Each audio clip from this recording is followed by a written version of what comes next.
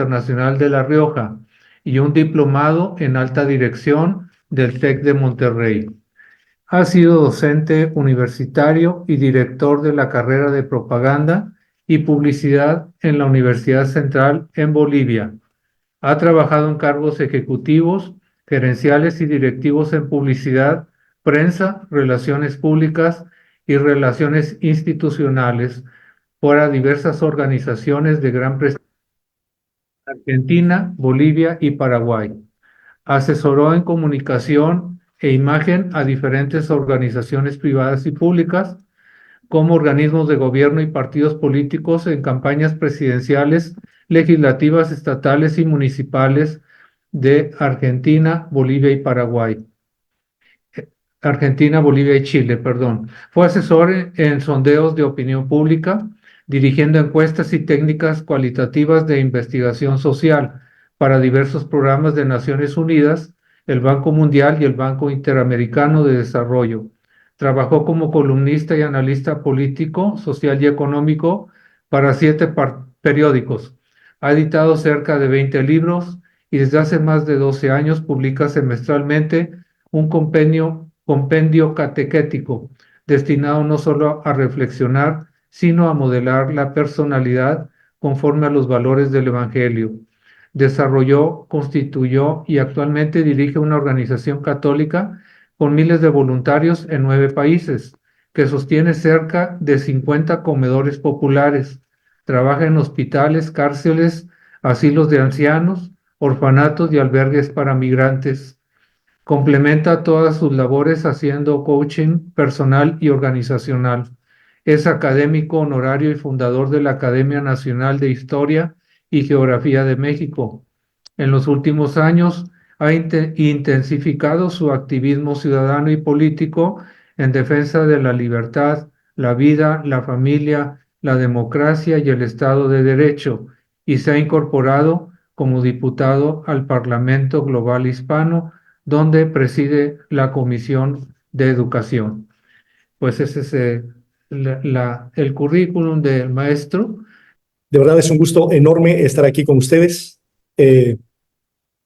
Realmente México transita por uno de los momentos más difíciles, más críticos, cruciales y me animaría a decir que perentorios de su historia moderna y contemporánea, ¿no? O si prefieren, postmoderna. Y bueno, por eso y por muchas razones que voy a ir comentándoles a lo largo de esta plática, pues de verdad me siento muy agradecido por esta invitación, muy agradecido a ustedes, al Consejo Nacional del Lago, pues en la persona de los directores y bueno, en primer lugar, por supuesto, a Dios, que es el que hace las cosas y el que las suscita. Cuando estaba preparando la plática para compartirles hoy, decía, algún día tengo que escribir por lo menos un artículo, si no un libro, sobre los puentes de Dios. Y decía, creo que en inglés se escucharía mejor el título, pero definitivamente el Señor tiene sus puentes, sus llaves, y es increíble cómo cuando el Espíritu Santo fluye, pues las cosas se dan. Así que mi agradecimiento a Dios y por supuesto a cada una de las personas que nos acompaña esta noche. Sabemos que no es fácil, siempre uno tiene que dejar de hacer algo para tener que asistir a una reunión, a una plática, y entonces, bueno, verdaderamente pues estoy agradecido con cada uno por su tiempo, por la atención, y porque espero que con la bendición de Dios, y si esto sale medianamente bien, me ayuden a compartir el mensaje. Así que a través de ustedes también empiezo ya a agradecer a quienes vean esta plática mañana, la semana que viene, de aquí a 2 meses, a través de las redes sociales. Un poco entiendo que esa es la idea, ¿no? Voy a decirles con la mayor claridad que sea posible por qué he decidido empezar diciendo que México atraviesa uno de los momentos más decisivos, cruciales y perentorios de su historia. Pero, pues antes debo decirles que el estar aquí con ustedes hoy para mí, compartiendo esta plática, que por cierto voy a empezar a compartir pantalla para tener ya el título que me han pedido que le pusiéramos a esta plática, y para ver también si hacen falta ajustes con el cable blanco, así vamos a andar bien. Lo que titula esta plática Balance sobre la situación del país y los enormes retos para los mexicanos. Y bueno, yo debo decirles que si tan solo me hubiera puesto a pensar hace algunos años o algunos meses que iba a tener la posibilidad de reunirme con el Consejo Nacional de Laicos de México para hablarles sobre lo que está sucediendo, creo que no hubiera dormido unas cuantas noches. En la Argentina hay una expresión que me gusta mucho y le dicen el sueño del pibe.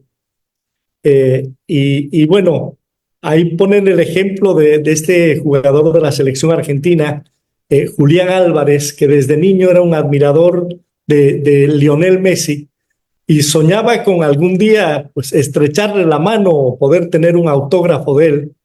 Y en el último mundial le tocó jugar con él y recibir de él un pase de gol que fue maravilloso, quizá uno de los mejores goles del último mundial. Entonces, es cierto que por estos insondables caminos del Señor, los sueños de los pibes a veces se realizan, ¿no?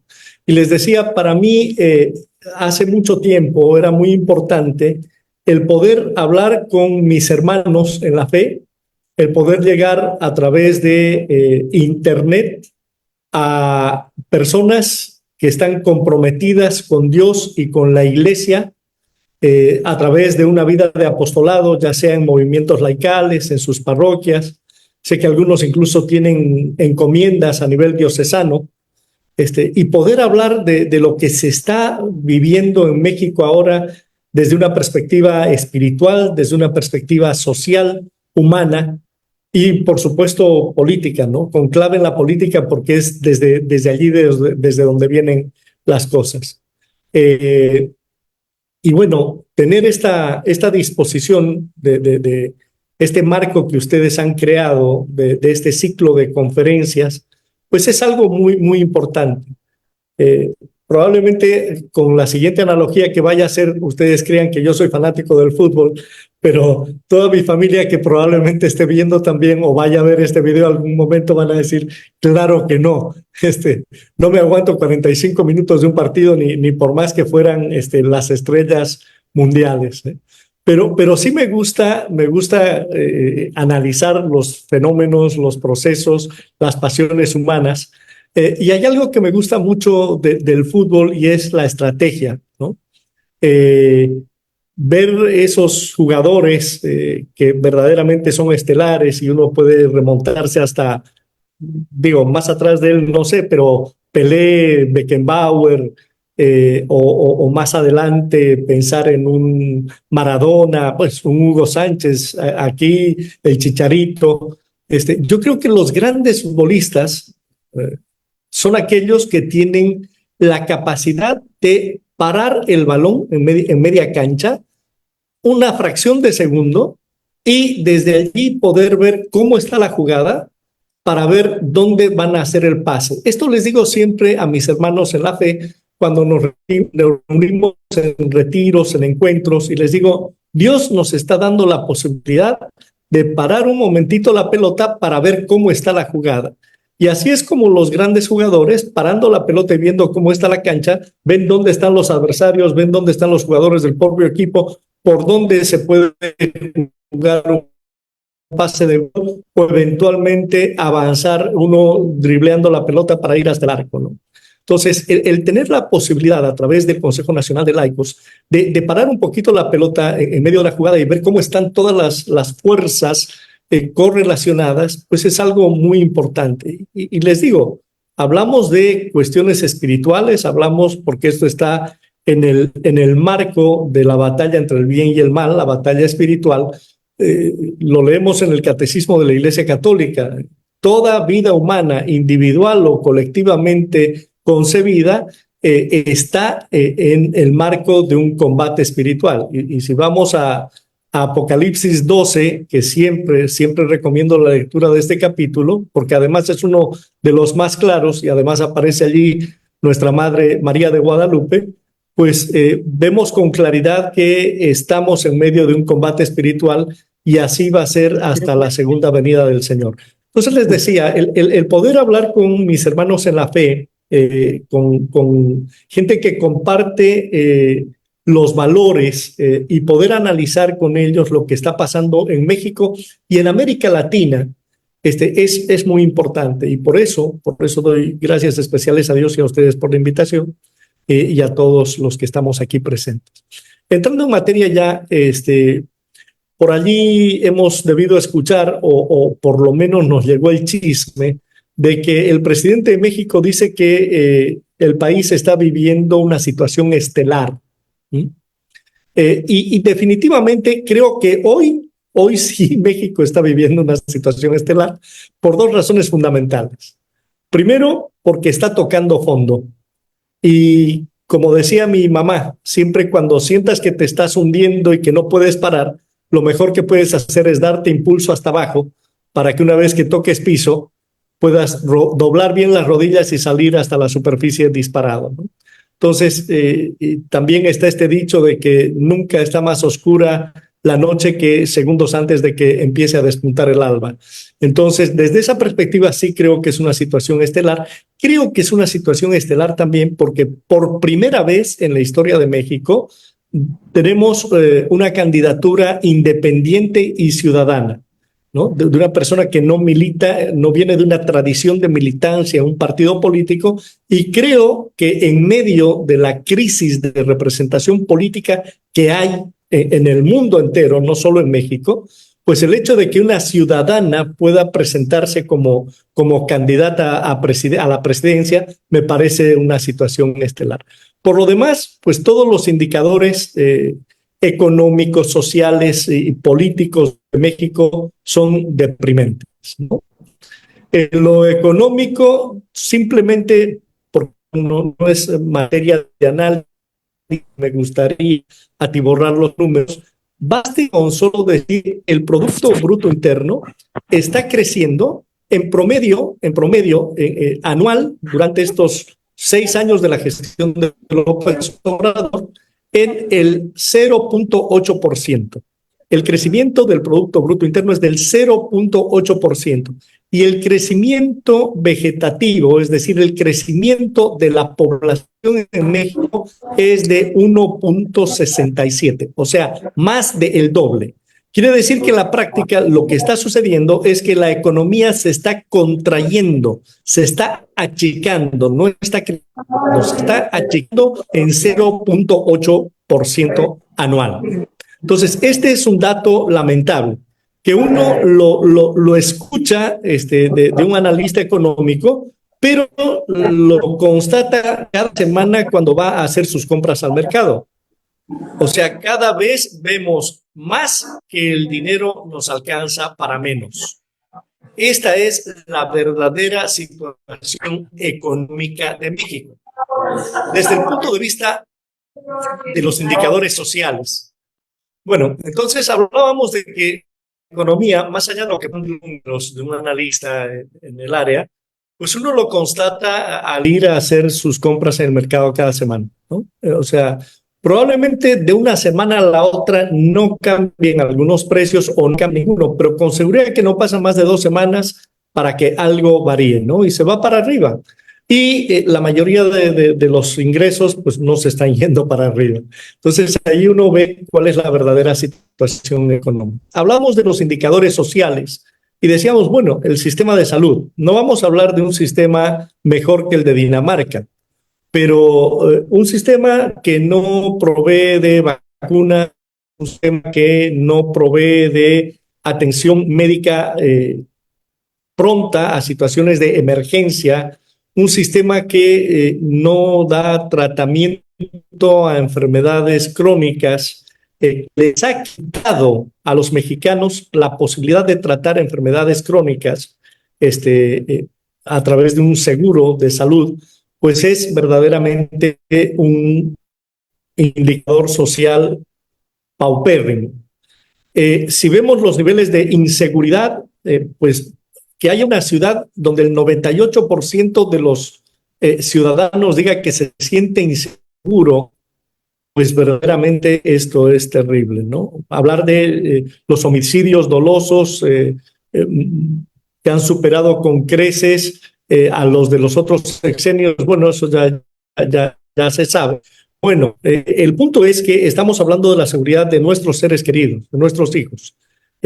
Yucatán es supuestamente el estado más seguro y hace no más de 2 semanas a una sobrina mía iba en la carretera yendo a la universidad, rebasó a una persona en una camioneta negra, por supuesto, blindada seguramente y con vidrios polarizados. Y por el solo hecho de rebasar a la camioneta, porque tenía prisa para llegar a destino, pues de pronto la camioneta le dio alcance y además apareció otra camioneta a su lado y empezaron a ir a la misma velocidad. No importaba que ella redujera o aumentara la velocidad, las dos camionetas iban al costado, obligándola de alguna manera a que ella mirara, y cuando se dio vuelta a ver, le bajaron el vidrio y le mostraron una pistola que probablemente haya sido 11.25 o más de 9 milímetros. Entonces, esta es una situación de inseguridad que uno dice, ¿qué cosa tendríamos que hacer para revertir esta situación? ¿Qué cosa tendríamos que hacer para que el crimen organizado no se campee y presuma de su maldad ante el ciudadano común e indefenso? Y si hablamos de otro indicador social, la educación, dejó de medirse la calidad de educación. Ahora dicen que no se debe calificar con número a los alumnos. Han impuesto lo que jamás pensé que iba a pasar. Impusieron sus libros de texto con no solamente una serie de errores de concepción, como el tema de multiplicar los mangos. Me gustaría que me enseñaran a mí cómo se hace para multiplicar los mangos, creo que me haría millonario. O los errores de redacción y de ortografía y todo eso. Y a propósito, el enseñar a hablar mal a la gente el español, porque dice que así se habla, pero sobre todo la carga ideológica, no solamente con el tema de la ideología de género, sino francamente hacia un marxismo ateo. Entonces, un materialismo dialéctico. Esto es terrible. O sea, y esos son los indicadores de esta gestión. Y indicadores políticos, es decir, la crisis en la institucionalidad, la falta de pesos y contrapesos, el que se hayan apropiado de los derechos humanos están históricamente para defender al ciudadano de los abusos del Estado, y resulta que ahora el poder, el partido en funciones de gobierno y de poder toma la Asamblea de Derechos Humanos es un botín político más. Y bueno, el Estado de Derecho, sobre el que tenemos a continuación algunas cosas, porque cuando uno habla por allí de Estado de Derecho, pareciera ser materia opinable, ¿no? O sea, decir, bueno, tú subjetivamente crees que hay o que no hay Estado de Derecho, o cómo podrías decir que sí se deterioró, etcétera. Por eso es que he querido tener los datos que brinda la World Justice Project, el World Justice Project, que es una institución la más seria que hace el análisis de los estados de la situación del Estado de Derecho en distintos países, y que esta asociación define su misión, su visión y sus objetivos claramente como el generar conciencia y el promover la atención multidisciplinaria para evaluar cómo está esta situación, en qué medida se da o no se da en distintos países, porque en la visión de ellos el mundo debiera ser un órgano compuesto de comunidades de Estado de Derecho que brinden justicia, oportunidades y paz a los ciudadanos. Entonces, bueno, el World Justice Project evalúa a México en los siguientes números. Pero debo comentar, son los factores. El método que sigue el World Justice es el de evaluar con índices sobre 8 factores y, si mal no recuerdo, son 77 subfactores. Pero entre esos 8 factores evalúan las restricciones de los poderes gubernamentales. Es decir, si hay un debido sistema de contrapesos dentro de la política para poner de alguna manera pues un freno a cualquier abuso de autoridad. Son 44 los subfactores que analizan. Entonces, en este primer factor de las restricciones a los poderes gubernamentales, el World Justice Project mide hasta qué punto están sujetos a la ley. Comprende los medios tanto constitucionales como institucionales por los cuales los poderes del gobierno y sus funcionarios, los agentes, limitan su accionar y se hacen responsables ante la ley de sus actos. Y también incluye controles no gubernamentales sobre el poder de gobierno, como la prensa libre e independiente, etcétera, ¿no? Entonces, si nada más recordamos que López Obrador dijo, a mí no me vengan con que la ley es la ley, pues de este modo, si vemos además cómo se dictan las leyes, muchas de las leyes que se han aprobado en este sexenio, que vienen directamente desde Palacio Nacional, y ahora vamos a hablar de eso porque ni siquiera han sido gestadas en Palacio Nacional, llegan y se aprueban proyectos de ley de 400 páginas en 6 horas, sin que tuviera tiempo de leerlas siquiera un diputado ávido y experto en lectura. Entonces, pues, ¿cómo califica el World Justice Project a México en este primer factor de restricciones al poder gubernamental? Con México está en el lugar número 104 de 142 países. El segundo factor es la ausencia de corrupción. Habla de sobornos, tráfico de influencias. Este factor considera 3 formas de corrupción, que son precisamente el soborno, las influencias debidas de intereses públicos o privados y la malversación de fondos públicos u otros recursos de parte de agentes gubernamentales. México está en el lugar número 136 de 142. Y no debe sorprendernos porque más del 85% de los confirmados por el gobierno no fueron licitados, sino que hicieron por adjudicación directa. Estos números, esta calificación corresponde a noviembre del 2023. El factor es que el gobierno sea abierto, es decir, que haya cierta dosis de transparencia. La apertura está definida por el grado en que un gobierno comparte información y empodera a las personas con herramientas para responsabilizar al gobierno y fomentar la participación ciudadana en las deliberaciones sobre las políticas públicas, etcétera, etcétera. Este factor, entre otras, mide si se publicitan las leyes básicas y la información sobre los derechos legales y si se evalúa o no la información que el gobierno da sobre esto. La retroacción de... Gracias al INAI y al INEGI, básicamente, que todavía no los desapareció López Obrador, pues esta es la mejor calificación de México. Está en el número 45 de los 142 países. Pero precisamente por eso es que quiere, ya trató de copar por dentro el INEGI y ahora trata de desaparecer al INAI. Derechos fundamentales, libertad de expresión, libre tránsito, etcétera, ¿no?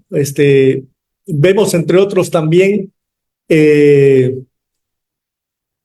otros índices como los derechos humanos, la práctica y el respeto, etcétera, etcétera. Este es uno de los factores más difíciles de medir, tiene muchísimas subvariables, pero en esencia podemos hablar de los derechos fundamentales consagrados por la Constitución Política de cada uno de los estados y, por supuesto, por la Declaración Universal de Derechos Humanos.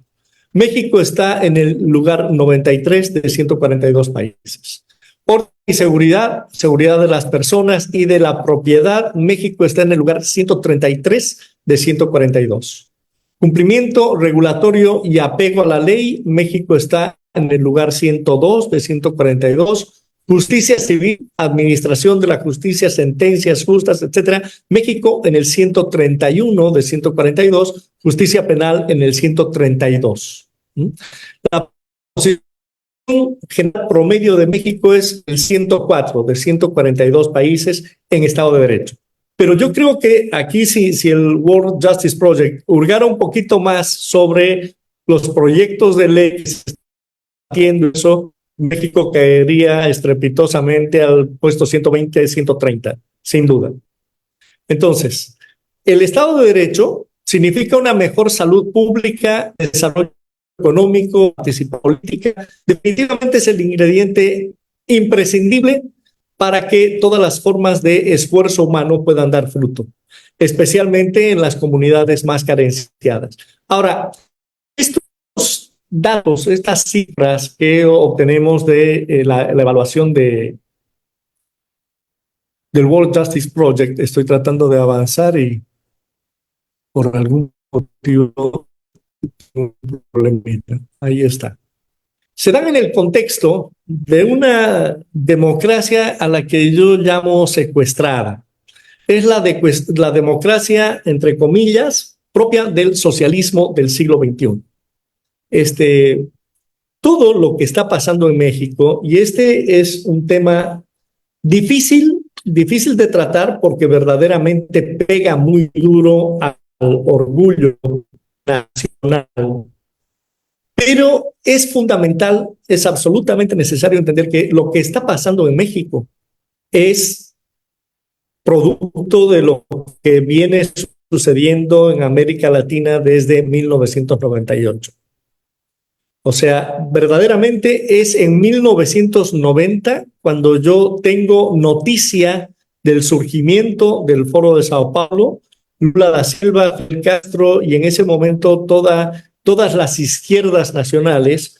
Y debo decirles, no sin sonrojarme un poquito, que sé muy bien de esto porque yo en ese tiempo militaba en una agrupación de...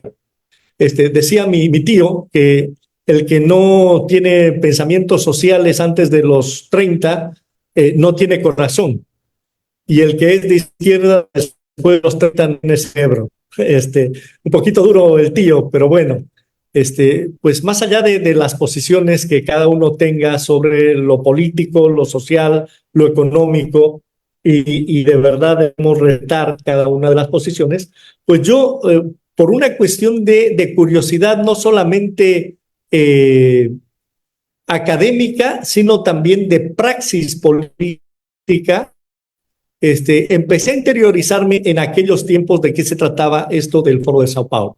El foro de Sao Paulo, el mal llamado socialismo del siglo XXI, porque ni siquiera es socialismo, es un capitalismo pesado con una nueva burguesía o una nueva oligarquía conformada por los líderes del partido, sus familias y sus amigos, apoyado esencialmente en el crimen organizado. No sé si ustedes han tenido chance de buscar algo, leer algo sobre el cártel de los soles, que es el cártel más peligroso del mundo, considerado el más violento, etcétera. Pues es un cártel venezolano que se dice es administrado por algunos generales y de allí viene el tema de los soles, porque los oficiales hasta superiores llevan estrellas y los generales llevan soles en las charreteras. Y bueno, verdaderamente, pues el vínculo con el narcotráfico y secuestros y todo esto está por demás documentado en varios estudios que se han hecho. Entonces, pues por más increíble que nos parezca y por más pena o vergüenza que nos dé, muchas de las leyes que se están aprobando en este sexenio ni siquiera fueron escritas en el Palacio Nacional.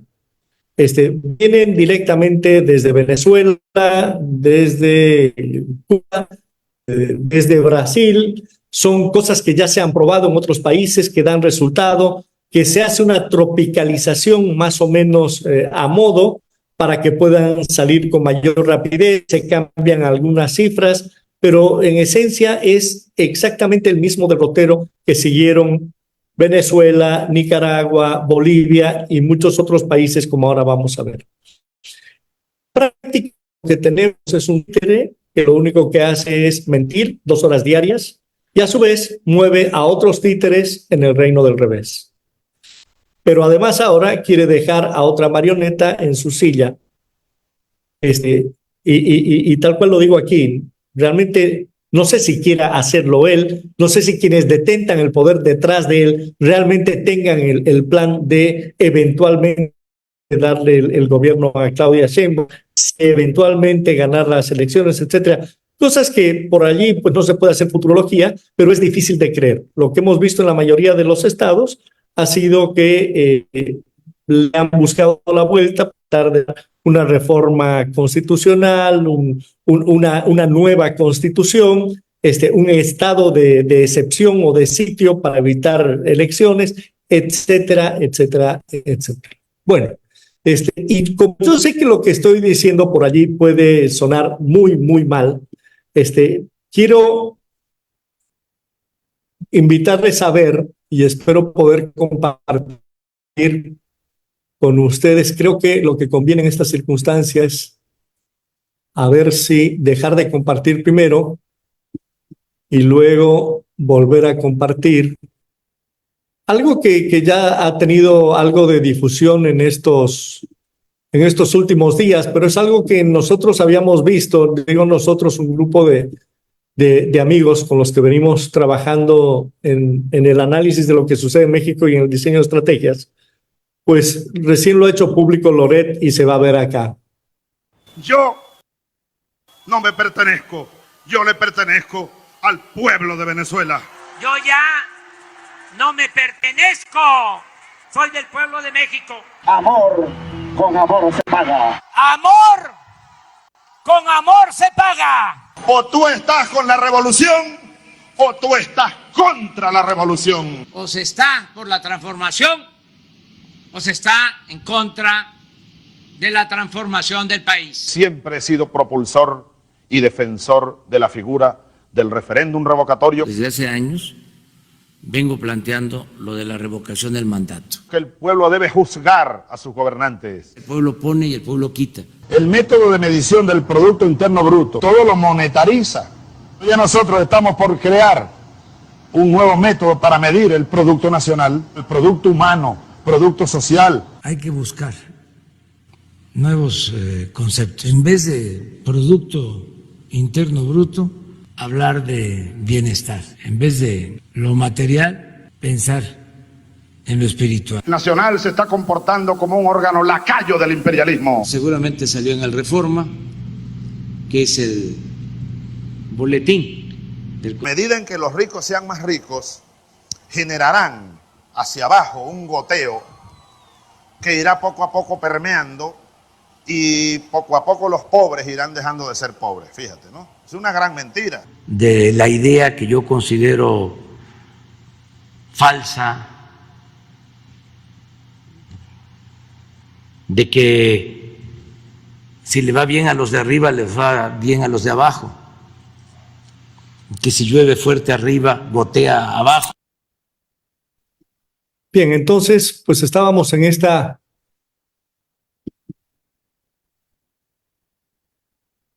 diapositiva que les había puesto ahí el video, ¿verdad? Un poco simplemente para ver hasta qué punto realmente las, entre comillas, ideas de López Obrador no son las ideas de López Obrador.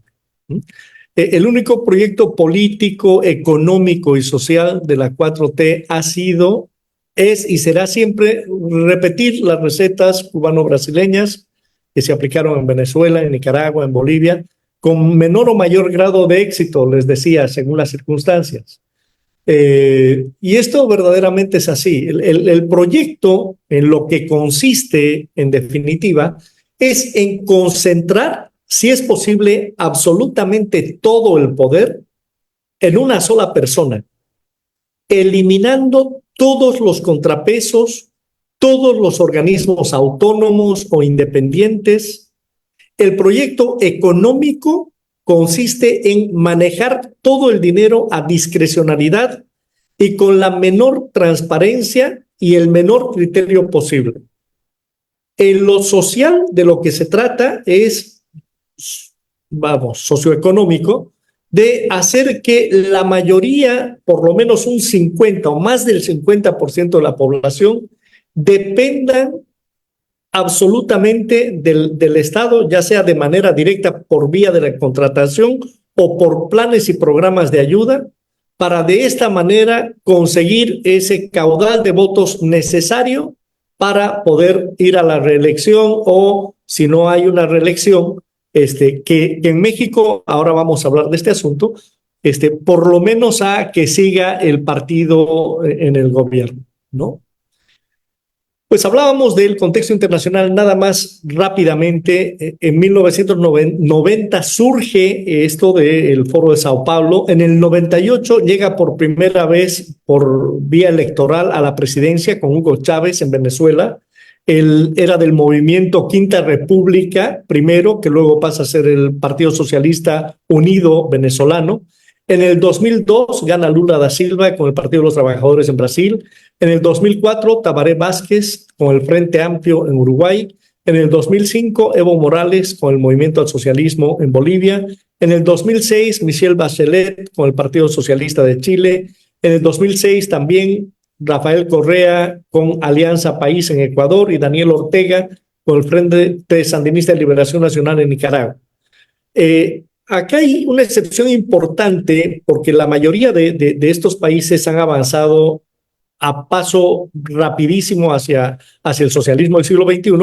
El caso de Chile es diferente porque Chile tiene una tradición y una cultura política de muchísimos años, ¿no? Digo, salvo el periodo de la dictadura de Pinochet y los 4 años, menos, 3 años anteriores de desgobierno de Salvador Allende, pues Chile sí tiene una tradición fuerte de democracia, ¿no? Lo vamos a tratar más adelante muy rápidamente. En 2008, un ex obispo, Fernando Lugo, por la Alianza Patriótica para el Cambio, que hoy se llama Frente Guazú, gana en Paraguay. En el 2009, José Pepe Mujica, por el Frente Amplio en Uruguay. También un hombre con valores, un hombre con criterio, pues no hace lo que hacen todos de la aplicación de la receta del foro tal cual. En el 2014, en El Salvador, Sánchez Serén, del Frente Farabundo Martí de Liberación. En 2018 en México, Andrés Manuel López Obrador. En el 19, Alberto Fernández en Argentina con la coalición Unión por la Patria. 2022, Pedro Castillo en el Perú. 2022 también Gabriel Boric en Chile con Convergencia Nacional. En el 2022, Gustavo Petro. ¿Qué podemos decir de estos últimos? Que sí es importante entenderlo. Pues tuvimos nosotros la gracia de un 2021, vamos a hablar de esto, pero bueno, antes voy a hablar de cuáles son las características comunes a todos estos regímenes. Decimos que hay una democracia secuestrada. ¿Por qué? Porque las instituciones de la democracia republicana no funcionan. Hay un avasallamiento de parte del Poder Ejecutivo sobre los otros poderes del Estado.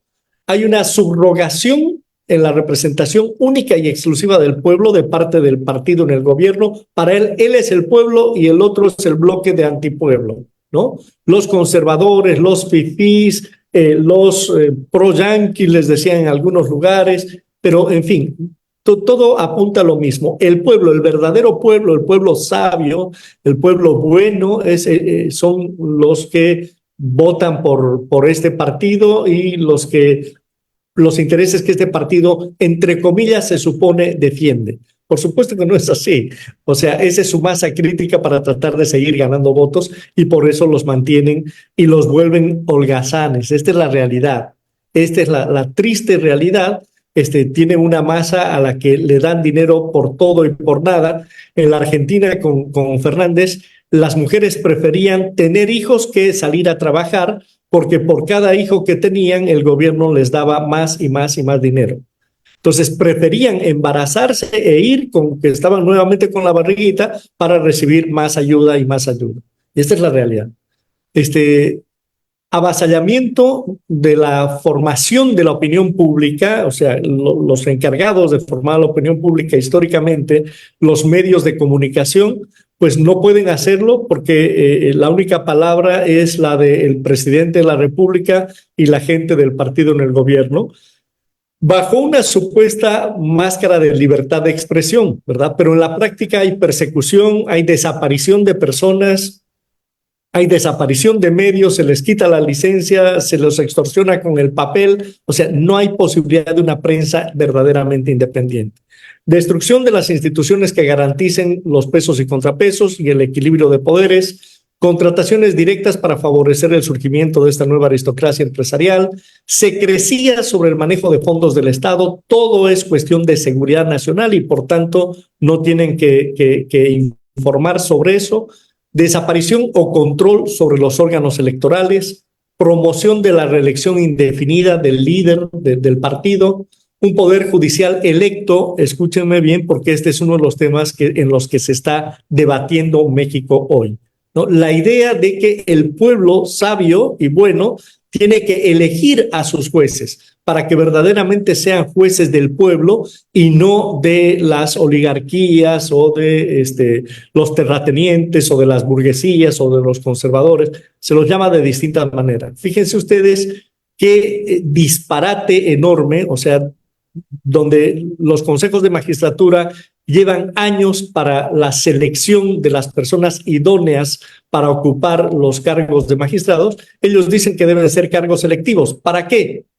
Porque esto es lo que va a constituirse una garantía de impunidad para ellos y de persecución judicial a todos los adversarios. Esto es lo que pasa en Bolivia, esto es lo que pasa en Venezuela, esto es lo que pasa en Nicaragua. El poder judicial electo lo que hace es un poder judicial a modo que persigue a todo el que piensa de manera distinta al régimen. Judicialmente, si no es con Hacienda, es con diversas maneras. Decía un sociólogo amigo hace mucho tiempo que todos nacemos con un pie en la cárcel. Pues ellos están buscando cuál es ese pie para ponerlos de 2 pies y cuerpo entero a quienes se animen a hablar en contra de los regímenes y por supuesto para hacer vista gorda de todos los negociados y garantizar la impunidad en el ejercicio del poder del partido de gobierno con el que llegan porque ellos son los que les dan los votos y la posibilidad de acceder a los cargos de jueces y magistrados. Hablamos de una epopeya escondida o sobre la que no se ha tomado la suficiente conciencia en el 2021 y definitivamente digo la mano de Dios, porque con esa votación se le quitó la mayoría calificada en el Congreso a Morena y no pudo hacer todas las reformas constitucionales que esperaba hacer. No pudo, por lo menos de jure, aunque en los hechos, de facto, sí mantiene esa su reforma energética y no da pie a la contrarreforma, aunque en la práctica sigue la militarización y ha sido una medida anticonstitucional, pues si ellos hubieran tenido la mayoría calificada, todo esto ya hubiera sido objeto de modificación de leyes y, por supuesto, ya tendríamos la imposibilidad de elevar la cabeza fuera del agua. Entonces, ciertamente, pues esa concurrencia un poquito mayor de lo habitual para elecciones intermedias garantizó que Morena y sus aliados perdían esa mayoría calificada. Luego la presidencia de Norma Piña en la Suprema Corte de Justicia de la Nación, eso también fue providencial, ¿verdad? El hecho del escándalo sobre los plagios y todo esto. Por eso yo digo, la epopeya de la ciudadanía y sin duda la mano de Dios, pues esto es lo que de alguna manera nos permite llegar hacia un final de sexenio todavía con posibilidades, yo diría que muchas muchas posibilidades.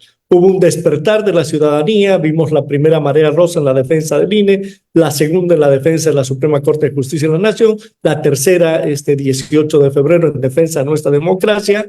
Y bueno, hay muchas tareas ciudadanas que están pendientes, ¿no? Como por ejemplo el castigo a los legisladores que no cumplen con su función representativa. Hay legisladores del PAN, del PRI, que o votaron a favor de reformas que son totalmente perjudiciales para la República, la independencia de los poderes, los organismos autónomos, etcétera, y pues ellos debieran sentir la sanción ciudadana por haber faltado. Algunos que votaron en contra y otros que convenientemente faltaron el día de la votación, pues por diversas razones. Justamente una de las características del socialismo del siglo XXI es el tener carpetas bajo el brazo de cada uno de los opositores para tener con qué extorsionar, con qué apretar, con qué dar el brazo a torcer, o finalmente es por vía de soborno, o cooptación o soborno o amenaza o dinero. Pero lamentablemente así es como hoy todavía nuestra Suprema Corte de Justicia de la Nación está en peligro si es que los cambios que se van a hacer pues siguen favoreciendo como se favoreció recientemente con la inclusión de la hermana de Bartlett como ministro, ¿verdad? Entonces, pues tareas ciudadanas pendientes, el castigo a los legisladores que no cumplen con su función representativa, mayor información, mayor formación, mayor organización, mayor movilización, participación como observadores electorales. Esto es muy, muy importante. Debemos formarnos como observadores electorales independientes, como ciudadanos, no necesariamente con algún partido político, e ir a cumplir esta sagrada misión de velar porque las elecciones se realicen en el marco de la ley. Pues la promoción del voto ciudadano, la lucha contra el abstencionismo, entre otras cosas.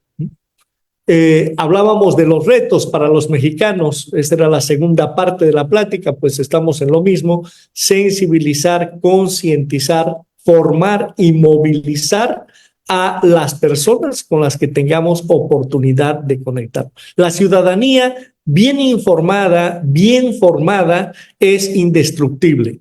Debemos comprender que el ciudadano tiene el poder, no solamente en el voto, aunque es una manera privilegiada de ejercer este poder y muchos deciden no ejercerlo, y al no ejercerlo lo que estás haciendo es dárselo a quien está ávido y sediento de tu poder y pues lo toma, porque el poder que no se ejerce se pierde, decía Jean-Michel Foucault, el primer cratólogo o estudioso de la temática del poder en serio en el siglo XX, ¿no?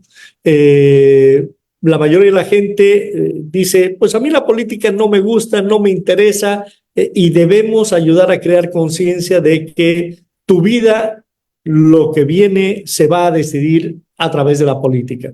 Y por eso es importante que sí hagas el esfuerzo, que sí te intereses, que sí te tapes la nariz y te tomes la cucharada de jarabe, porque es curarse en salud.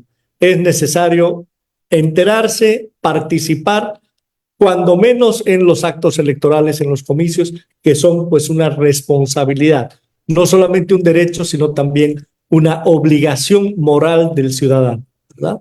Pues aunque parezca poco, y a veces hay quienes se quejan o lo critican, es fundamental viralizar los mensajes que recibimos. O sea, hay gente que critica y se queja y dice, no hace nada más que enviar con su telefonito. Eso ya es mucho. Hay gente que ni siquiera eso hace. Entonces, todo mensaje que te llegue, que te parezca importante, que te ayude a ver desde otra perspectiva la realidad, a tomar conciencia de la importancia de tu participación, de la participación de los otros, pues hay que compartirlo, ¿no? Hay que compartirlo. Bien, entender que los católicos somos una aplastante mayoría numérica en Latinoamérica. En México somos 97 millones de católicos. el 77% de la población aproximadamente, 97 millones de católicos. Imagínense, en primer lugar, si fuéramos buenos católicos. O sea, si verdaderamente nos enteráramos, nos formáramos de las verdades de nuestra fe. Y allí hay todo un tema porque, pues lo sabemos, padres y padrinos se comprometen en el momento de bautizar a los niños a transmitirle las verdades de nuestra fe y no lo hacemos. Allí ya tenemos una primera tacha sobre la que tenemos que trabajar. O sea, es importantísimo que pues lo básico, el conocimiento del Evangelio, los valores que provienen del Evangelio, las Sagradas Escrituras en general, pues el catecismo de la Iglesia Católica, pero sobre todo el tener este encuentro personal con Jesucristo a través de su palabra, a través de los sacramentos y el llevar a la mayor cantidad de personas a tener ese encuentro. Si fuéramos buenos católicos, ya nada más con eso, seríamos mejores personas, por supuesto, mejores ciudadanos, más comprometidos y sin duda es muchísimo lo que podríamos hacer para mejorar las condiciones de vida de nuestro país en general y de cada uno de sus habitantes, ¿no? No nos formamos, no nos interesamos y a veces hasta estamos convencidos de que nuestros valores judeocristianos no deben ni aflorar a la hora de hablar de política o de votar. Este es el gran mito, el gran tema. No, es que la iglesia y la religión están separadas de la política, ¿no? La pregunta es, ¿a quién le conviene que esto sea así? Por supuesto, a quienes van a promover los antivalores cristianos. Y aquí no es que estemos promoviendo el desacato a la norma jurídica, a lo que establece la Constitución, pero la Constitución, por supuesto que también habla de la libertad de credo, de la libertad de culto. Una cosa es que el ministro de culto no participe abiertamente en política y otra muy distinta es que el laico tenga un quehacer en la política, o que lo que nos están tratando de hacer creer, a la hora de votar tenemos que pensar de otra manera y no conforme a nuestros valores judeocristianos. Entonces, pues esto es conveniente para mucha gente y por eso es que las cosas están como están. Entonces, para el 2024, pues es fundamental el voto consciente y útil. El voto útil. Es decir, por esto que hablamos de los valores cristianos y todo eso, no quiere decir que vamos a ir a escribir el nombre de una persona que ni siquiera es candidato reconocido por el órgano electoral en la boleta, por el simple hecho de que reza el rosario en un canal de YouTube y se dice que es defensor de los valores cristianos. Por Dios. O sea, esto es que nos tomen el pelo como a niños. No se trata de eso. O sea, tenemos que formarnos en valores y tenemos que formarnos en política. Tampoco es que va a venir y vamos a poner a cualquier improvisado por el hecho de que sabe persinarse y rezar el Padre Nuestro, que sea el presidente de los mexicanos. Por Dios. Entonces, no nos equivoquemos. En la próxima elección, el 2 de junio, se trata de una elección entre dos proyectos de país, entre dos regímenes políticos contrapuestos, dos formas de vida distintas para ti y para tu familia. Con Xóchitl Gálvez, la democracia, con Claudia Sheinbaum, la dictadura. No hay más. Y Xóchitl Gálvez, para que pueda defender la democracia y reinstaurar las instituciones, necesita la mayoría de los legisladores y por eso hay que votar por ella y por el PAN, por el PRI y por el PRD, boleta completa. O sea, no hay más, no hay dónde perderse. Y para todos aquellos que tienen el sano hábito, entre comillas, de abstenerse o creen que lo que conviene espiritualmente, escúchenme bien esto, porque me ha tocado ver supuestamente a una doctora en ética y no sé qué, hablando de que no, he oído hablar de que el mal menor, no, esto aplica para cuestiones de salud, pero no aplica para el voto. ¿Por qué? Porque no tienes por qué dar tu voto a una persona que como legisladora votó por la despenalización del aborto. ¿Por qué? Porque te vas a condenar. Yo te diría, escúchame, mi amigo, escúchame y si es posible también échame el ojo, veme un segundito. No seamos fariseos. O sea, vamos a decir, yo tengo que salvar mi alma y por eso nunca en mi vida votaría por una mujer que aprobó la ley de despenalización del aborto. Y para salvar mi alma voy a dejar que la de mis hijos se pierda porque los van a educar en un proyecto de vida totalmente marxista, materialista, sin valores, con la promoción de la cultura LGTBIQ y todo eso. O sea, no, es que yo tengo que salvar mi alma. Entonces, que mi país se friegue. Por Dios, seamos sensatos.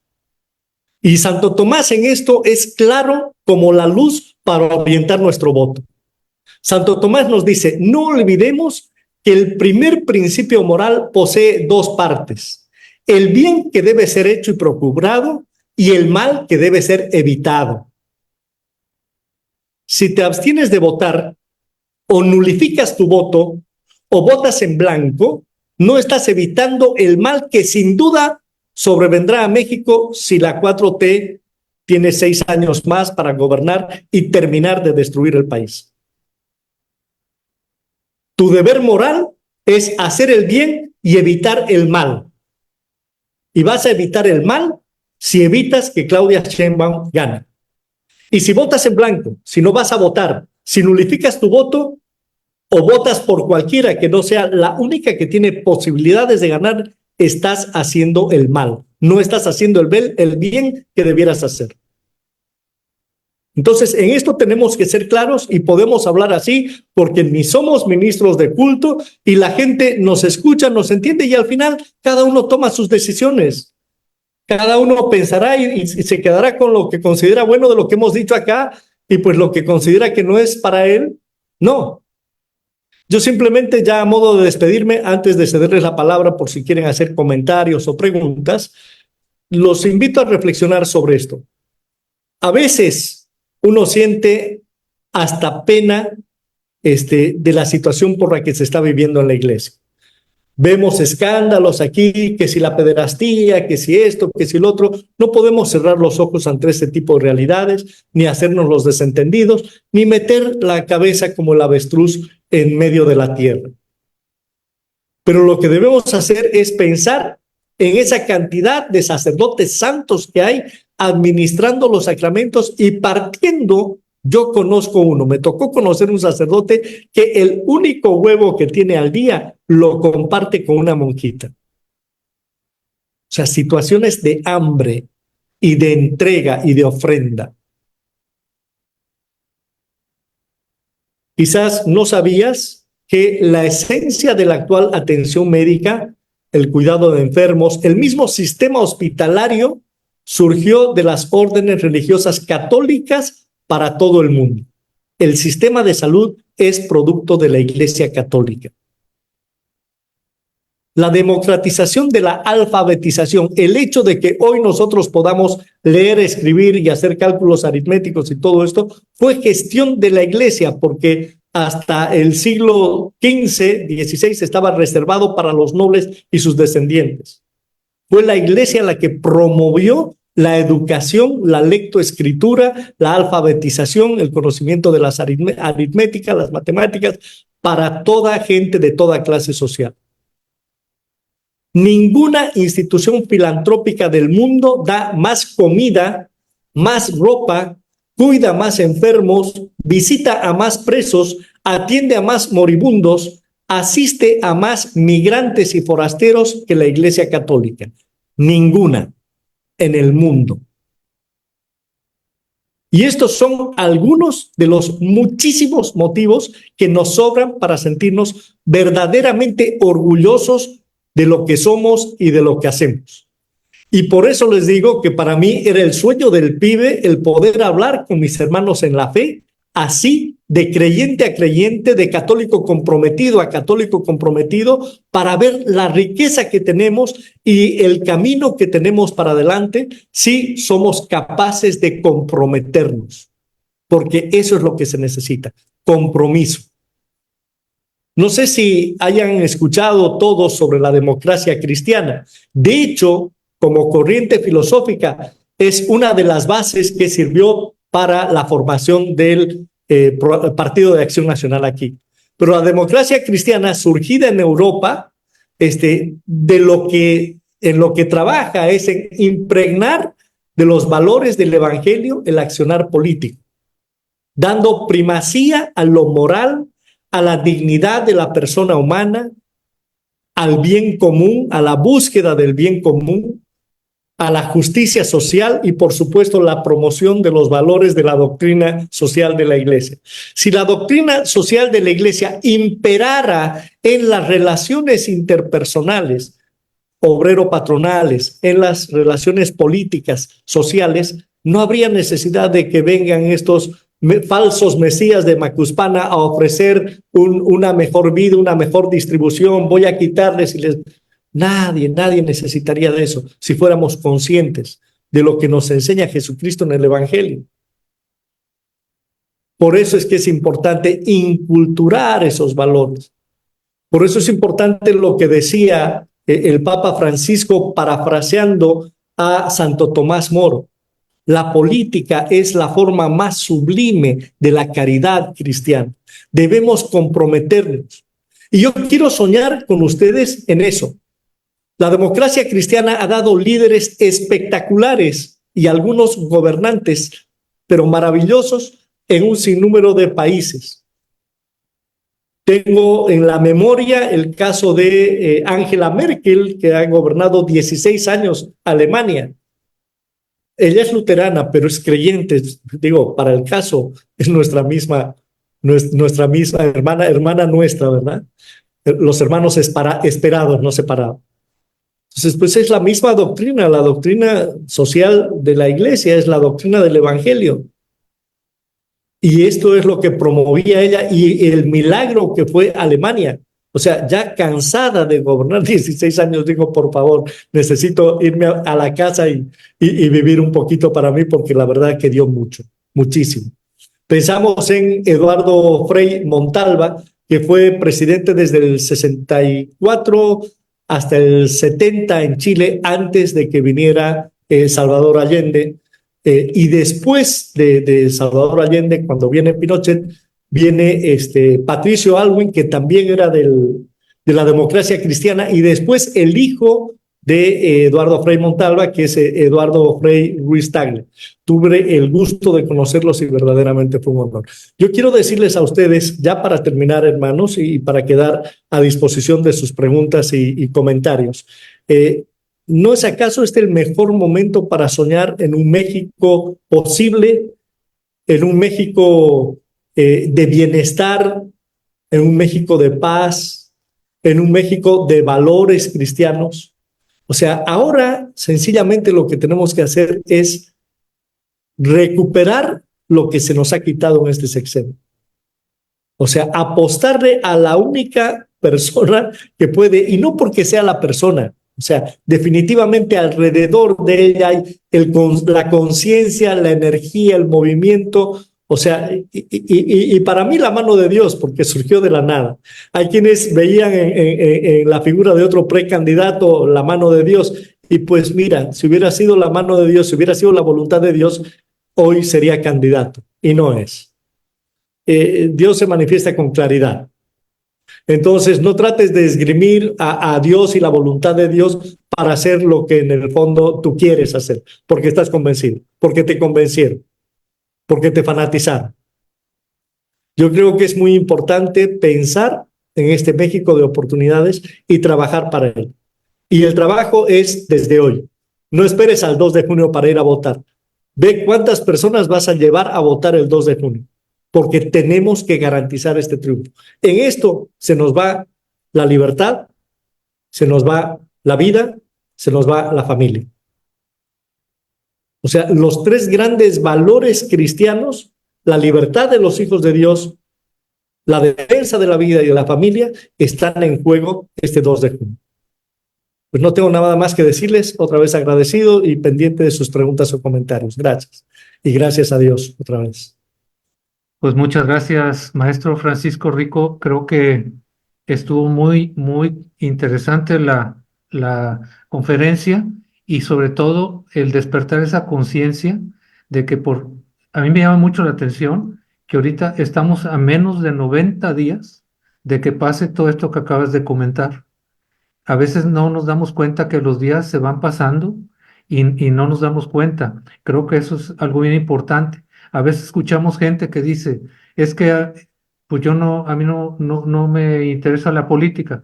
Bueno, no te interesa la política porque no te han secuestrado ningún familiar, porque no se te ha enfermado ningún hijo con cáncer, etcétera, etcétera. O sea, tenemos que también ser empáticos con toda esa gente que está sufriendo todos estos embates de esta cuarta transformación. Entonces, yo creo que sí es muy importante y nos gustó mucho tu exposición, te felicitamos. Y bueno, pues dejamos el micrófono para si alguien quiere hacer alguna pregunta. Sí, así es. Muchas Mm. gracias, maestro. Y bueno, pues si alguien quiere hacer alguna pregunta o comentario, Mm. puede abrir su Yo, micrófono. ¿Quién eres? Josefina Josefina. Núñez, a tus órdenes. Josefina. Josefina. Adelante, Sí, Josefina, te escuchamos. mira, me encantó esta exposición del maestro porque muy claro. Yo creo que sí tenemos que hacer algo. Mi pregunta es, ¿qué podemos hacer específicamente en estos días que nos quedan aquí en México? Eh, pues para que mucha gente tome conciencia, sobre todo jóvenes. Yo creo que los jóvenes a veces hay que llevarlos a que tomen conciencia. Yo he platicado con algunos y unos me dicen, ¿de veras? ¿De veras que vamos al comunismo? Como que no están conscientes de eso. Entonces, ¿qué podemos hacer? Y yo creo que como católicos podemos tener una fuerza, una unidad muy grande, pero específicamente, cómo organizarnos, qué podemos hacer aparte de ser observadores y todo lo que sea, ¿no?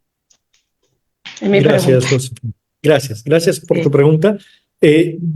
Pues hay dos cosas que creo que son esenciales, ¿no? Una de ellas es la oración. sí, Definitivamente es importantísimo orar, orar y orar. O sea, todo el tiempo posible pedirle al Señor que termine de hacer el milagro, que ya empezó a hacerlo, ¿eh? Ya empezó a hacerlo. Entonces es nada más pedirle que termine con perfección su obra y sí es fundamental. Y por supuesto, como decía hace un momento, o sea, debemos ser nosotros difusores de esta realidad. O sea, debemos compartir esta realidad con la gente y debemos comprometernos. Es decir, ¿sabes qué? O sea, me voy a sentar y me voy a hacer una lista de las personas con las que voy a hablar. Personas que yo sé que históricamente han sido abstencionistas. A los jóvenes hay dos o tres cosas que creo que son fundamentales. O sea, si quieres conservar lo que hasta hoy tuviste, de veras, o sea, nada más hazme el favor, ven y vota. Nada más, o sea, lo que te estoy pidiendo es una hora de tu vida para garantizar el resto de tu vida. ¿Por qué es sí, eso? En la práctica es solamente eso. Te estoy pidiendo una hora de tu vida para garantizar que tu vida siga en el mismo cauce. ¿Quién no lo va a hacer? Se necesitaría ser muy necio para decir, yo no le voy a dar una hora de mi vida al ir a la casilla electoral porque pues no me interesa la política y todo. Mira, o sea, si no crees, es como la gente que se niega a creer. Al final de cuentas, yo después de tener a veces pláticas infructuosas sobre el tema de pues la catequesis o la evangelización, porque la gente está cerrada y de plano no, pues le digo, mira, si existe o no existe, o sea, tú no me puedes ni demostrar ni jurar. Ahora, si existe y te portaste bien, ya la hiciste. Si no existe y te portaste bien, no pasa nada. Hasta un buen recuerdo vas a dejar en quienes te rodean. Entonces, si tú no crees que este sea el socialismo y que va a ir a dejarte con... No sé si han visto, bueno, compartí una noticia recién en redes sociales, en X, Y les pido por favor a todos, síganme y ayúdenme a promover, porque ahora voy a intensificar la producción de mensajes sobre esto. Pero es la noticia que decía que en marzo, ya desde el 1 de marzo, en Cuba solamente pueden tomar leche los menores de 14 años, las madres que están dando el lactar y las embarazadas. Nadie más, porque no hay. Supuestamente porque no les llegó la provisión, nada, no hay leche en Cuba. Entonces, entre peras y flautas, tú ves a López Obrador, amigo de Maduro, amigo de Díaz-Canel, amigo de Petro y de Ortega. ¿Hacia dónde crees que está llevando México? Pues así de claro, o sea, no puede llevarlo hacia otro lugar porque está siguiendo las mismas recetas que siguieron ellos. Y ellos hoy reciben una ración de huevo, una ración de arroz y hasta el 1 de marzo recibían una ración de leche. Ahora ya no reciben leche a menos que sean menores de 14. La noticia está ahí. Entonces, ante la duda, ¿sabes qué? Vacúnate en salud, ve y vota y listo. Sí, No pasa muy bien. nada. Gracias. Muy Gracias bien. a ti, Josefina. Que Dios te bendiga. Gracias. Sí, adelante, María Eugenia, si gustas abrir tu micro, adelante. Buenas noches, muchas gracias. Estoy muy agradecida por la conferencia de esta noche. Desafortunadamente no sirve mi cámara, así que va a ser solamente audio. Yo viví en Cuba, y yo sé de lo que están hablando. Dejé muchos amigos ahí, y lo que les puedo decir es que hoy, después de 60 y pico de años de revolución, hay una crisis alimentaria generalizada. La gente no tiene qué comer, lo más básico. Yo tengo amigos de todos los estratos sociales, tengo un amigo que tiene 80 años, que es diputado, y él fue el que me dijo, estamos viviendo una crisis alimentaria. Quiere decir que si las élites el día de hoy en Cuba están sufriendo de una crisis alimentaria, no quiero ni pensar qué es lo que estará sufriendo el campo y la gente que está en las barriadas más pobres de Cuba. Yo quiero agradecer infinitamente a la iglesia esta iniciativa. Yo soy de las que está regresando a la iglesia y estoy verdaderamente emocionada por lo que estoy viendo. Me siento motivada, me siento entusiasmada. Me fascina cuando los hermanos hablan con la pasión con la que hoy oí hablar al conferencista, con la pasión, la convicción de que tenemos que hacer algo. Yo les recomiendo, bueno, si me permiten, yo como ciudadana, yo tengo un grupo, yo soy responsable de la campaña distrital del distrito número 1 de Campeche para Xóchitl Gálvez. En cada lugar de este país hay grupos de Xochilovers, hay grupos de apoyo a Xóchitl, súmense, hay colmenas, hay muchas maneras de llamar. Lo que no podemos perder es el tiempo de acercarnos hacia el voto. Se habla mucho del voto de la mujer, pero el voto está también de los jóvenes, pero está en las mujeres. Las mujeres podemos definir la votación. Tenemos que irnos a los indecisos, a esos que deciden en último momento qué es lo que van a hacer. Yo les recomiendo que lleguen desde el amor, no desde el odio, que se acerquen a la gente y la convenzan desde el amor y desde la convicción por un México mejor que el que hoy tenemos, por los contrapesos. Y si así no se convencen, no pierdan tiempo, sigan con el siguiente, de uno en uno, de dos en dos, todo suma. A la hora de votar van a aparecer los 3 partidos con el nombre de Xóchitl.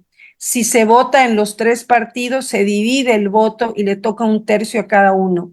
Hay que votar por el que ustedes gusten, por el PRD, por el PRI o por el PAN, pero hay que votar.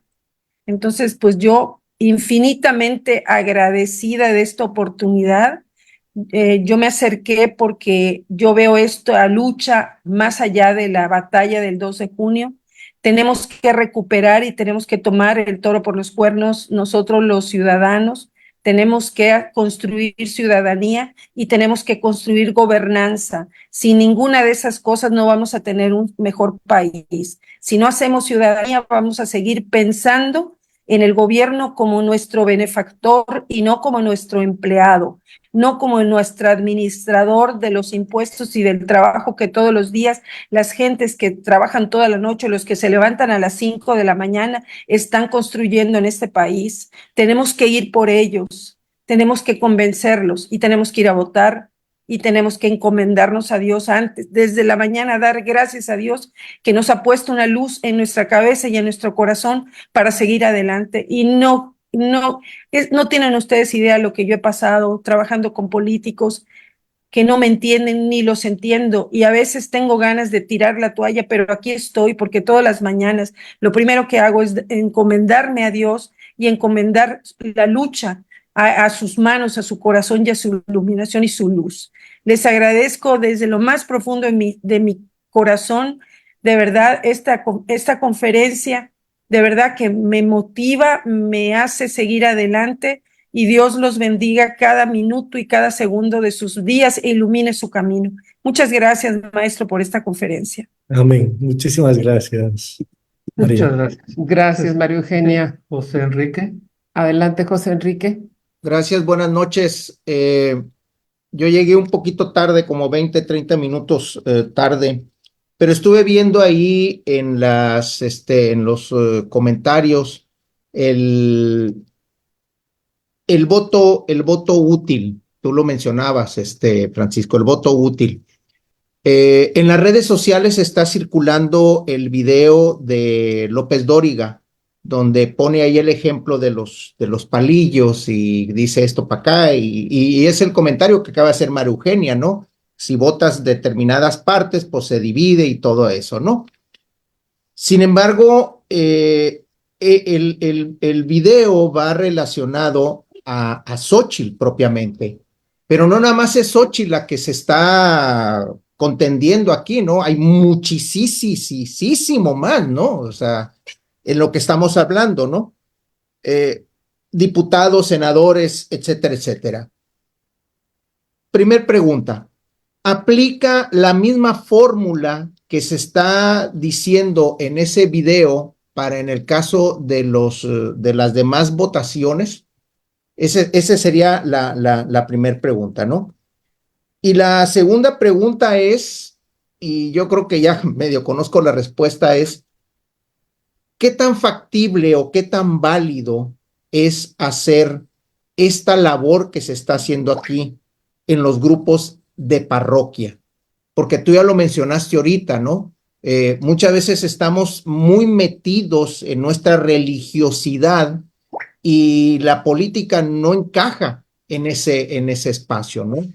Y entonces muchas veces se nos hace difícil abordar el tema o se nos hace fuera de lugar hablar de política dentro de los grupos parroquiales, los grupos de religión.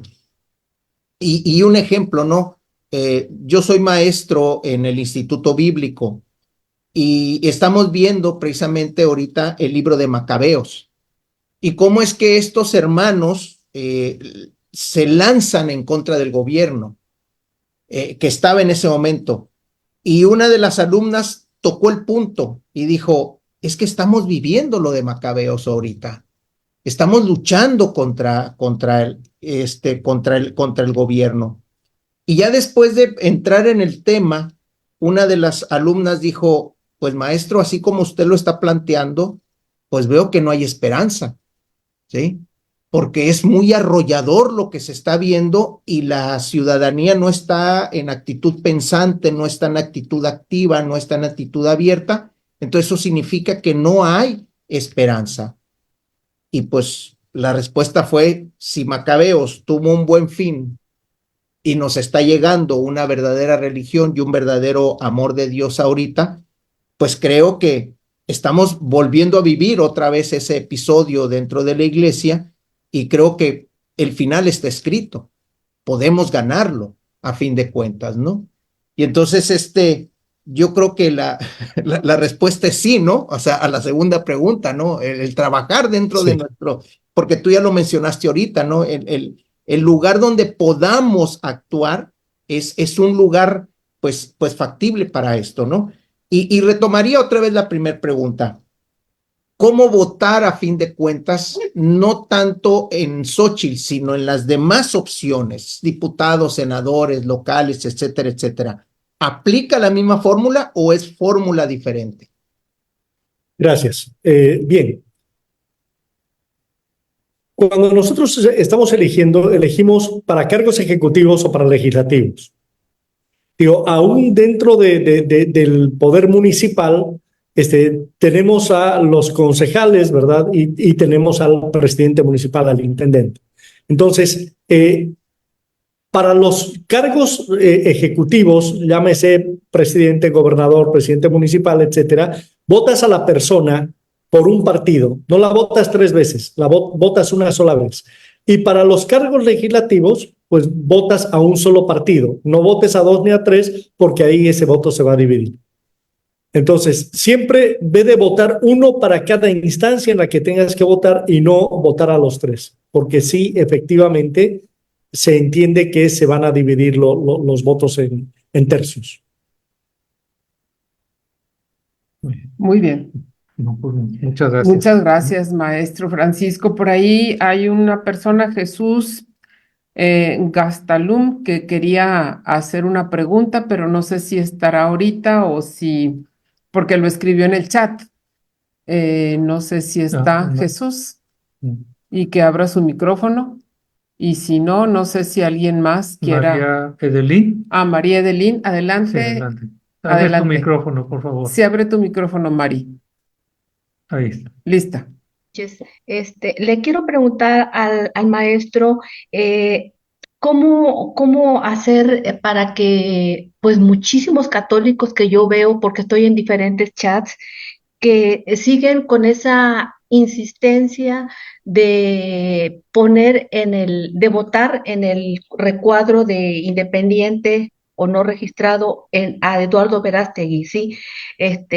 Porque para ellos, pues, Xóchitl es abortista y pues todo lo que ella plantea, pues, no va de acuerdo a nuestra religión, ¿no?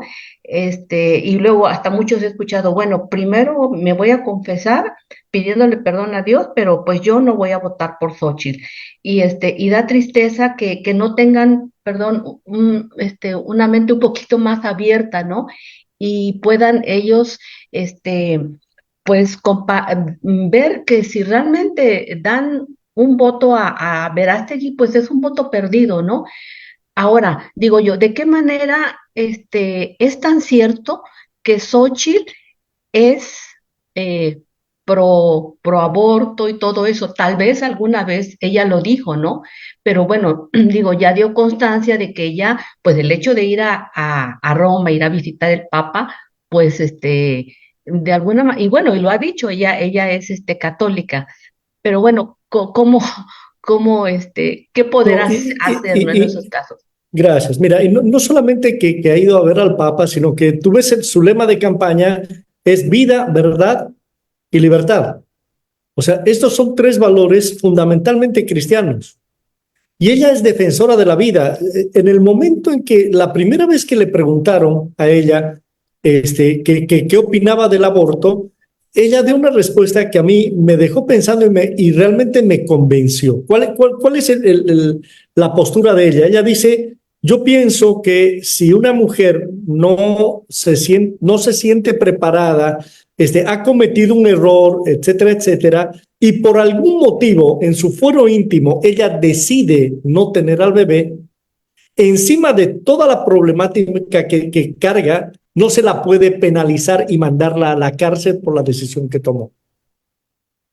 Dice, yo creo que es necesaria mucha política preventiva de formación y que el Estado apoye igualmente a la persona que decide por la maternidad y que tiene el miedo de no saber con qué recursos va a contar. Entonces, eso te muestra a ti claramente que Xóchitl no es que sea una proabortista, O sea, ella está diciendo que votó por la no penalización de la mujer que tomó esa decisión.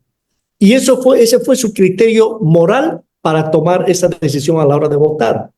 No por eso tú puedes decir es abortista, o sea, primer término. Pero luego volvemos a esto otro. O sea, cuando tú sabes cuál es la realidad que se está viviendo en México, cuando tú entiendes que es o blanco o negro, y tú no vas hacia el blanco, indirectamente estás yendo hacia el negro.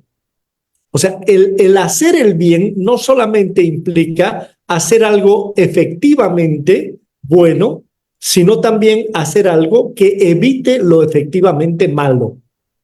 Y si tú no vas a votar o vas a votar en blanco o nulificas tu voto, tú estás favoreciendo que suceda algo efectivamente malo.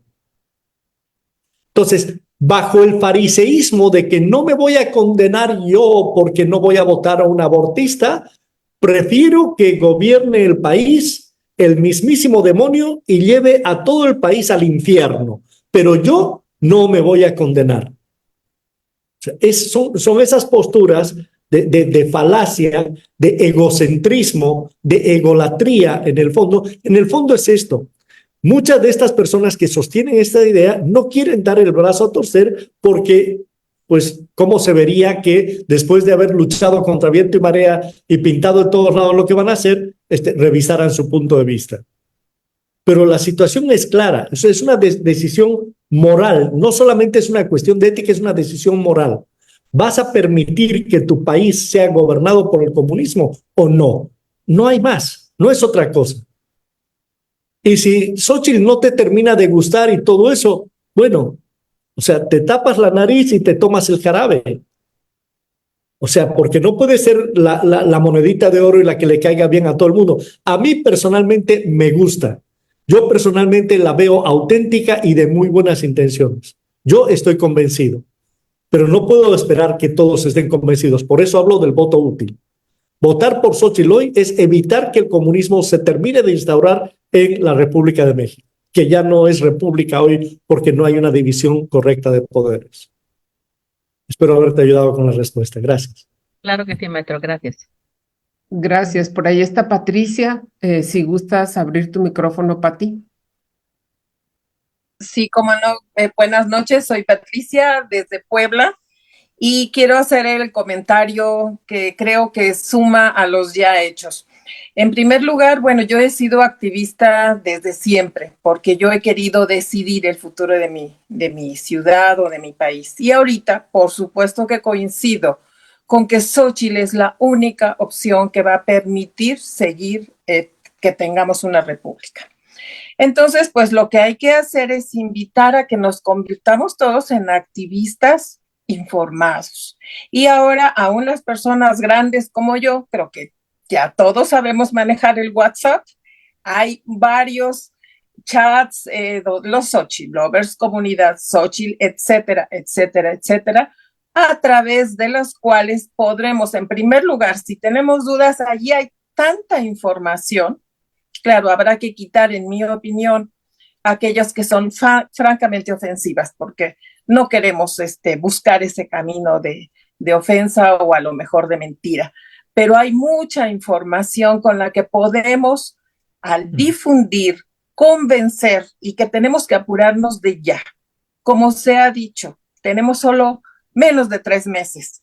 Así que tenemos que hacer nuestra listita de a quién voy a mandar esto, a quién voy a mandar lo otro, y me parece que esa podría ser realmente la esperanza para no perder a nuestro México. Gracias. Gracias a ti, Patricia. Y lo mismo, ¿a quién voy a ir a hablar, no? No nos quedemos solamente con el mandar mensajes, sino también ir y hablar personalmente. Hazte una lista. Yo estoy seguro de que 10, 15, 20 personas de acá a 3 meses puedes ir y ver y hablar y tratar de ayudar a convencer. Ponte en oración, reza antes para que el Espíritu Santo te ilumine, para que prepare ese corazón, esa mente, para que el Señor te dé las palabras y órale, para adelante. Con fe y fuerza y de la mano de Jesús y de María, pero seguro que lo hacemos, ¿eh? Seguro que lo hacemos. Muy bien. Muchas gracias, maestro. Muchas Eugenia, ¿querías comentar algo más? No, ¿verdad? Se te quedó ahí la palomita, la manita conectada, exactamente. Bueno, pues si ya no hay más comentarios, Está pues Gloria Meléndez levantando la mano. a Gloria. Ok, adelante, Gloria. Perdón, no te vi. Hola, buenas noches. Mi nombre es Gloria, también de Puebla y amiga de Patti. A mí lo que realmente me preocupa es que yo estoy en muchos grupos de católicos, de pastoral penitenciaria y de otros grupos católicos. Cómo hay gente tan recalcitrante que definitivamente son adoradores de López. Da una pena, da tristeza, pero además ellos igualmente te quieren informar. Yo he tenido la curiosidad de ver qué tanto dicen y es exactamente manejado todo esto a base de pura mentira, mentira, mentira, mentira, mentira, como las que dice el presidente cada mañana. Y esta gente está pensando que es cierto lo que dice este señor, porque no tienen, yo me supongo que ellos sí no ven otro tipo de videos, porque a mí, aunque se me haga trizas el estómago de oírlo, lo escucho precisamente para saber de qué modo está engañando y envolviendo a la gente, porque toda la vida he comentado, para mí López Obrador no solamente es un mal hombre, sino que es un satánico porque pervierte a la gente ofreciéndoles dinero, comprando conciencias, es como Satanás que le endulza a la gente la cartera y mucha gente floja, desafortunadamente floja. Y tengo compañeras y amigas que asisten a los pueblos, que ellos están mirando cómo ese dinero que les dieron a las becas, son niños jovencitos que han estado perdiéndose en la droga y que sí. ahorita están pero terriblemente mal. Yo creo, y es una información de primera mano y es una información veraz porque es completamente confiable. Yo creo que es algo más que podemos decirle a la gente con la cual nosotros estamos interactuando, de irle descubriendo todas las cosas, de todas las que se dicen en los videos de Xochilover y demás, que son muy buenos. Yo también soy Xochilover, de que hay más cosas todavía, de cómo está pervirtiendo a la gente, a la juventud y a todos los demás, quitándole sus sueños, robándole tantas cosas que teníamos esperanzas en la juventud. Son la juventud la esperanza de nuestro México y no podemos permitir por ningún motivo que avance esta situación. Y como también en los pueblos la gente es muy necia y no se abre fácil. No sé, alguna estrategia de las pequeñas comunidades de poder trabajar esto, a lo mejor en las parroquias, a lo mejor sí, definitivamente con los sacerdotes que tengan más abertura o los grupos católicos, pero que vaya gente muy bien informada, porque si no va a ser un caos, si no va a ser un caos. Y definitivamente yo creo que México tiene mucho, mucho, mucho que perder, todo que perder, si equivocamos el camino todos. Y otra cosa, yo he visto que hay demasiados partidos políticos que se van rifando los curules entre ellos, se van cambiando de un partido a otro, cuando ya no los aceptan en uno, se van a otro. Y eso es dinero que sale de nuestros impuestos, que debieran de reducirse definitivamente tanto partido político. Dejar, no sé, 3 partidos y que con esos 3 partidos ahí se puede manejar, creo que mejor los conceptos y las propuestas de los partidos, porque son demasiados, demasiados partidos. Como partidos, gente buena, no la dejaron participar, y como gente mala, que como el Verde Ecologista, por ejemplo, lanza una invitación digo, a favor que del medio ambiente, y están permitiendo y avalando que se maten tantos árboles en el sureste. Entonces, definitivamente son completamente incongruentes todas esas cosas, y esos partidos que debieran desaparecer definitivamente de las boletas para votar por ellos. Esa es mi pobre opinión. Gracias, muchísimas gracias. Es justamente lo que decíamos. Yo ahí veo la estelaridad de este momento, ¿no?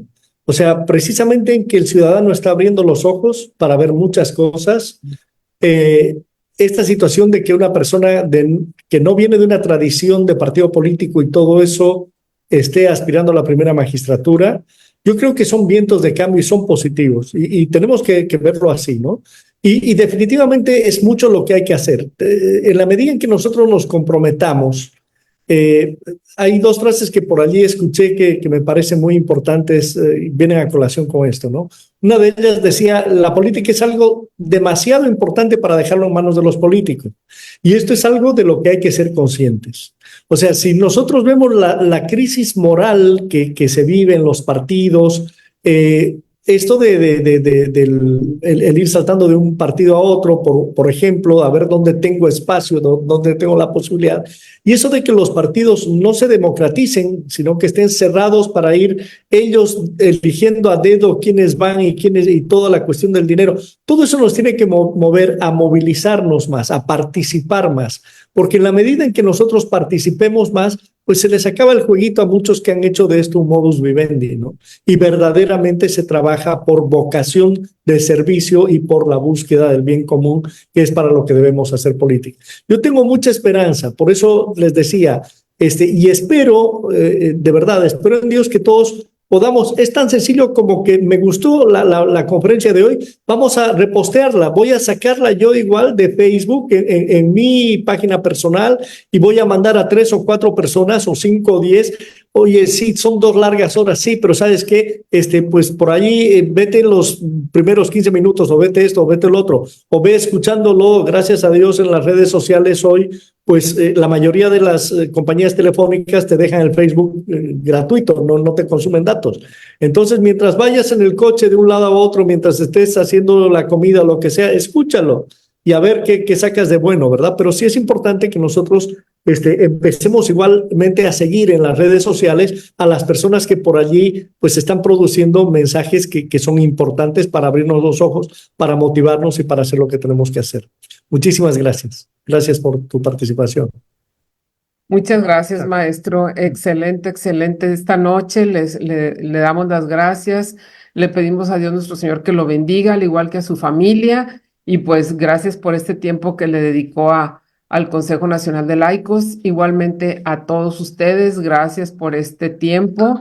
Y bueno, primeramente Dios, los esperamos dentro de 2 semanas aquí con la próxima conferencia. Para que lo sigan promoviendo y que puedan participar más personas.